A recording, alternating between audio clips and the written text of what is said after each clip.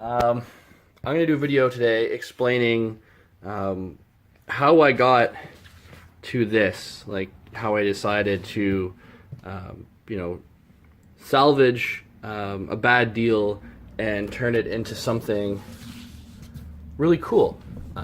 So if you were following this post on like the Facebook group Streetwear Montreal,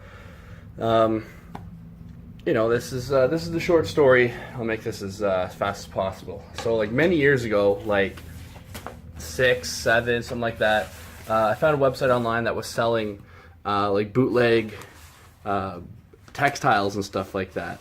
And I was like, damn, like I could do a lot of fun stuff with this. You know, I was starting out, you know, with like leather work. I was doing a lot of woodworking. I'm like, man, I can do a lot of really cool, you know, albeit, you know, like bootleg stuff, but it would be cool nonetheless. So I'm like, you know what, I'm gonna do that. So I ordered a roll for like 60 or 80 bucks Canadian, shipped kind of idea. Mind, this is a pretty big roll. I've since used to have like a upholstered leather chair and a couple other things. Really fun stuff. Like if you just want to get into, you know, this kind of, you know, world and make unique things. So had that laying around for the longest time. I was like, man, I really want to use this. I don't know what I'm going to use it for. I'll hold on to it. For those of you that do know me, I'm a big Bape head, and I rushed into something I shouldn't have, and I ended up buying a fake fucking clock. And rather than waste my time, which is definitely more important than trying to be like, you know, recoup a loss of like 80 bucks or 100 bucks or whatever, I'm like, you know what? Fuck the guy. Seller's a piece of shit. I'm just going to report him, so on and so forth, so he doesn't screw anyone else over. Hopefully that worked. I'm like, you know what? Now I'm stuck with it. I don't want to display it because it's a fake, and I mean, you know, fake. I mean, what are you thinking, right? In my mind, like I was doing a bootleg, so like this kind of bends the rules a bit.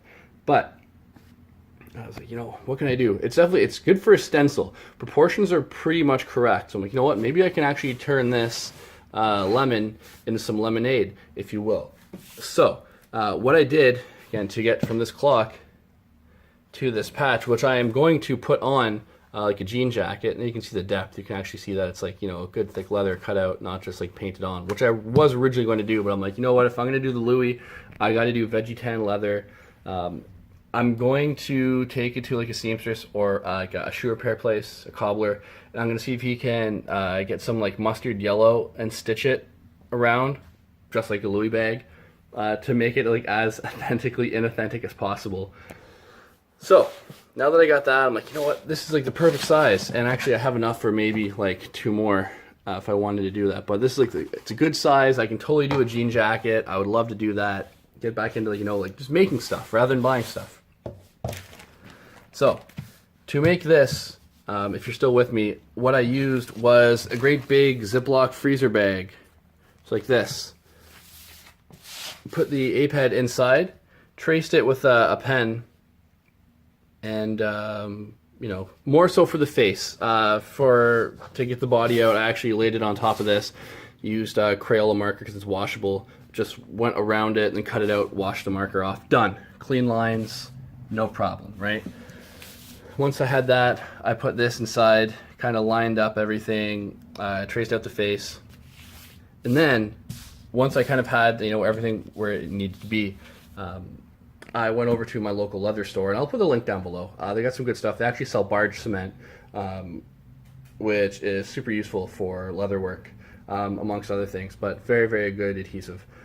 So what I did is I put the piece of leather in there. Now that I had this, I used the same kind of pen again, and I just rolled over, not super hard, but hard enough that I would leave an impression.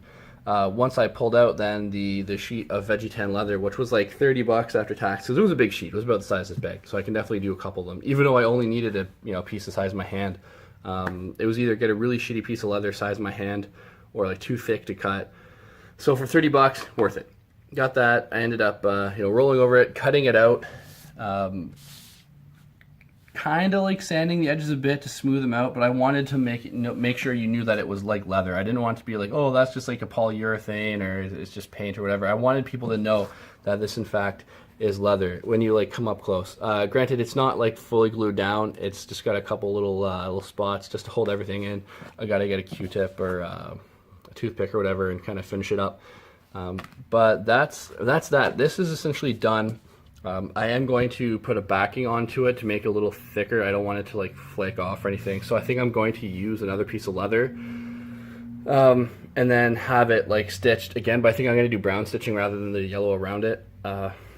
We'll see. That's just an idea, but I definitely need to make this thicker so it will last. I don't want it to crease and then this all fall off, but this needs to be stitched. The glue alone will not hold if I'm actually going to be wearing it, which I plan to.